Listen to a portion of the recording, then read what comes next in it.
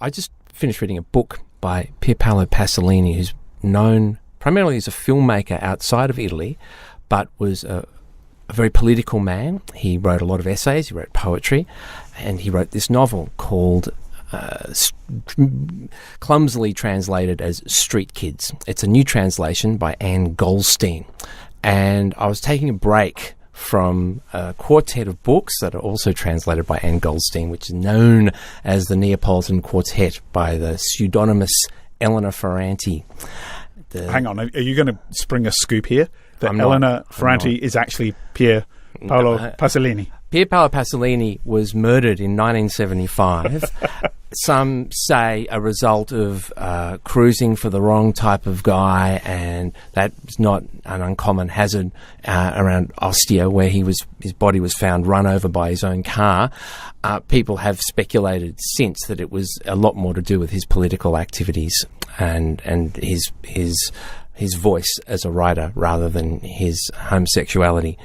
The book Street Kids is relentless. The pace is incredible. It reminds me something of the Bicycle Thief, or I should say Bicycle Thieves without the definite article. And it's a story of a bunch of boys only, and they're aged between about 8 and 14, and they pretty much live on the streets. They are violent criminals. They are hustlers, grifters, spivs and wide boys who are up to every kind of trick and shenanigan just to feed themselves. They're all malnutrition, hungry. The disease and illness just hangs in the air around them. It's post-war Rome. I was going to say, well, actually, immediately after the war? I'm going to say it actually starts, the Germans are still there, so the Germans are just leaving, and there's always soldiers, and they're always on the run from the authorities because they've just broken into a place to steal this, or they're trafficking that, and there's always this sense of danger, plus just the general day-to-day danger of living in such a squalid and dirty environment. But yeah, it's set then. It came out in 1955, so it's set immediately, in that post-war period that we see in films like Bicycle Thieves, Shoeshine, Rome Open City, and it doesn't have a central character as such. Is it written in black and white? It's written in black and white, and you read it in black and white. You actually see it in black and white. These kids are like proto-beats, the beat writers like Jack Kerouac and Allen Ginsberg. They live purely for kicks and fantasy. 100 lira, smoke, a bottle of wine, something quick to eat, brisk congress with an aging prostitute. That's pretty much the extent of their ambitions. And it's a really powerful book, especially because it is so unsentimental. There's almost contempt in the way, there's certainly contempt in the way that these boys treat their mothers and other women. They have no respect for them at all. It's quite awful, really. Mm-hmm. It was heavily criticised and censored when it came out. Both the left and the right of Italian politics felt it was a terrible book which had no redeeming features, and it doesn't really. There is no redemption in this book. It's just nasty, brutish and short. Right. And wonderful, though. Absolutely wonderful. And Is it autobiographical? In a way, it is. Pasolini moved to Rome. There was a scandal, and he had to leave. And him and his mum left and moved to Rome. And he got a job as a school teacher quite far away, and he had to take 3 trams to get there. So he saw this life from the sort of what we may call the slums that he lived in, through to the school where he taught. The kids he taught, and he read Dante to them, taught them poetry. They were kids quite similar. Rome was for a long time in ruins. If you see the film Acatoni, the Pasolini film of 1961, it looks like a bomb site everywhere. In 1961? Yeah, right. Yeah, it's incredible, really. Yeah. And so it's not a far-fetched. This book seems hyper real. It doesn't seem far-fetched or an exaggeration at all, the way that these poor kids, and you don't feel sorry for them except when you remember, once you close the book, you think, wow, these kids, they're 10, they're 12, they're 14, they live like this. Their parents are nowhere, dead, and they're in and out of reform school, in and out of prison. It's such a very bleak story, which is a strange choice to read, to take a break from Elena Ferrante's books, which are not bleak at all. They are not bleak books. Have you heard of these books? Of course, yeah. Somebody with whom I share my life has read these books. Okay. Yeah, I've not quite got there myself. I would recommend these books to almost any literate person. Well, that rules me out. So I'm going to count you in on this one. I'm going to say I recommend these your books. Generosity. I'm going to recommend these books to you. For the eager listener who hasn't heard of these books or doesn't know, there are 4 of them. They start with the narrator, who's known as Lenu, Lena Greco, Lenu, and she gets a call from her best friend's son, who just noticed that his mum has completely disappeared and doesn't know where she is. And she says, "Don't call me again," hangs up on him, and thus starts the reminiscence that takes us to when they were 6 years old and they first met, and carries on throughout their lives. There's clearly some baggage. This is a wonderful. There's hostility. There's anger. There's betrayal. There's treachery. There's murder. There's vice. There's corruption. There's the Camorra in Naples. Of course, this is where it's set, not in Rome like the Pasolini, but in the slums of Naples. These 2 friends. Firm and fast, but also betray each other and wage war against each other throughout the book. It basically follows the career. Lenu, the narrator, she develops a career as a writer. She's a very unreliable narrator, which I like in a narrator, and she's also somebody who you almost thoroughly dislike. She's massively egotistical, needy and vain. She's a delinquent mother, and she's a really lazy writer. And that I enjoy this character. All right, let me ask you. She's a lazy writer. The character is a lazy writer, but the writing about the character is not lazy? No, the writing is beautiful. Yeah. The prose it's pristine. And yet this is a book in translation, right? Yeah. So now Anne Goldstein, I think, I follow translators. I'm a bit of a translator. I was going to try and think of another word, and you said it for me. Thank you.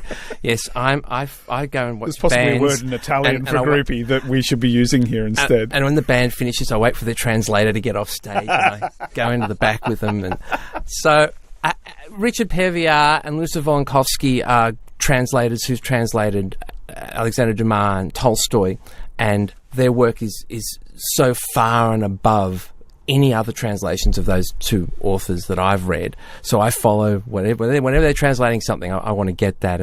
And these so you actually follow translators. That's interesting. Yeah. I'm a man of you're a man of strange and impeccable taste. Many types of boring conversation. I hope this isn't one of them. Like Tolstoy, this quartet of Neapolitan books has a cast at the front. There are so many characters in it that you are, throughout the first book, going backwards and forwards to see who Savola, Carioci, and I'm not a good pronuncifier of the Italiano, so it's dense. It's dense. The prose is beautiful, and I get a sense from Anne Goldstein's translations of the syntax of Italian. We all probably grew up with some Italian kids or have Italian friends, and we notice the difference in syntax when they speak English, and they might be just new to English. And it's wonderful to see that rendered this way. I found out, this may be only interesting to me, I found out that the book's published in Italian, in the proper Roman style of Italian, and all the dialect that is mentioned, the various forms of Neapolitan dialect within the books, is not rendered. And then she said in dialect. So it's all written in the proper Italian. Much is made in this book of the way people speak, of the type of language, the proper educated Italian, the academic Italian, the Neapolitan, and sometimes the guttural slang, and the obscenity. It's. Are you saying though that in the Italian, yes, it's not rendered in dialect, so it's rendered in received pronunciation, effectively. Yeah, exactly. So it's got to lose a huge. Well, it's interesting. I mean, and yet that's there in the English. It's there. It's just mentioned in as she said this to me in dialect. We had a fight, and she started screaming at me in the dialect. Right. In her Elena Ferrante's inspiration, her muse, is an author called Elsa Morante, who was criticised in the 60s.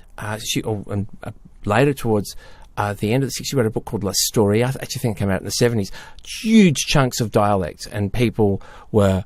It was a massive success, but at the same time it was a little bit shameful because there was something disgraceful about writing, being an educated person or not, but writing a book in what was considered not proper Italian.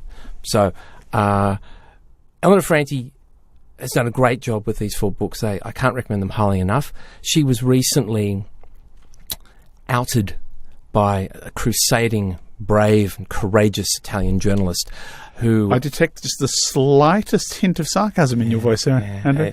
It was a gutless, weak thing to do. And if that man were in this room, he would not just feel the lash of my tongue, but the heel of my boot on his throat. So... And outed as? Well, her real name. Which is, so you're not going to repeat it here. I'm not going to say it. A lot of male academics... Is she a finance journalist? Is that...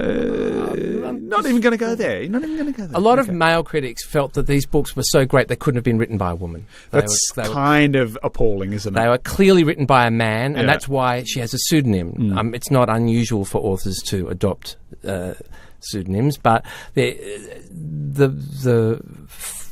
hard to see what's worse. The stalking of this woman who has every right to maintain her privacy. From her first novel, which she published in 1992, she said to her editor, once the book's written, the author has no place. Yeah. Okay, I want to be anonymous. And the editors, yep, that's fine with me.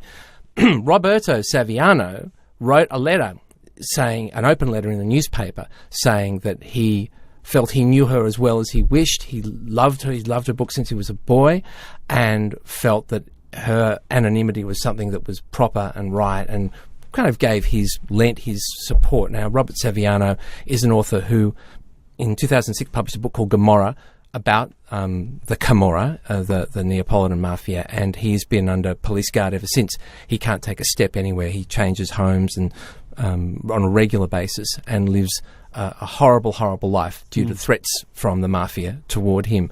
And he wrote the book, and there's been a film made of the book called Gomorrah as well.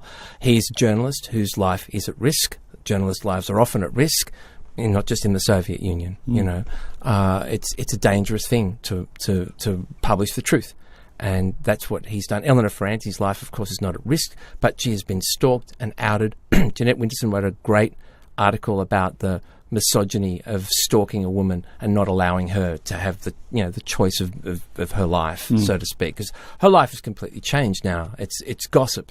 It's the kind of thing that you would see in a gossip magazine, like what are they called? Hello, there's one. Well, let's just wait till they get something wrong, and she might pick up a cool $4.5 million bucks. That's right. I just wanted to say, if people are interested in this, in the milieu of the Camorra and the Ndrangheta, there's 2 great books by the Australian writer Peter Robb, Midnight in Sicily and Street Fight in Naples, that have a very dense, packed history of both of those places, and the skein of state, church, police and organised crime that even to this day is not being unravelled in Italian society. And Peter Robb, they're both great books, and the film, The Gomorrah, is great.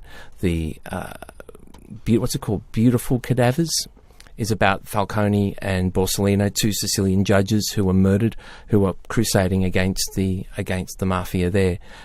But I feel like I've given you enough. You can check back with me in about 6 months, I reckon. Yeah, it sounds like I've got my homework. 5, 6, 7 books. 7 books. Only one of them is very thin, so we'll check back in about 6 months. I reckon start with Street Kids. Yeah. Go to the Neapolitan Quartet, then go to the 2 Peter Robbs. I reckon I would recommend Street Fight in Naples, which has got some good stuff from Caravaggio, and then on to Midnight in Sicily. There's my holiday reading. Yeah, what a for the next 3 years.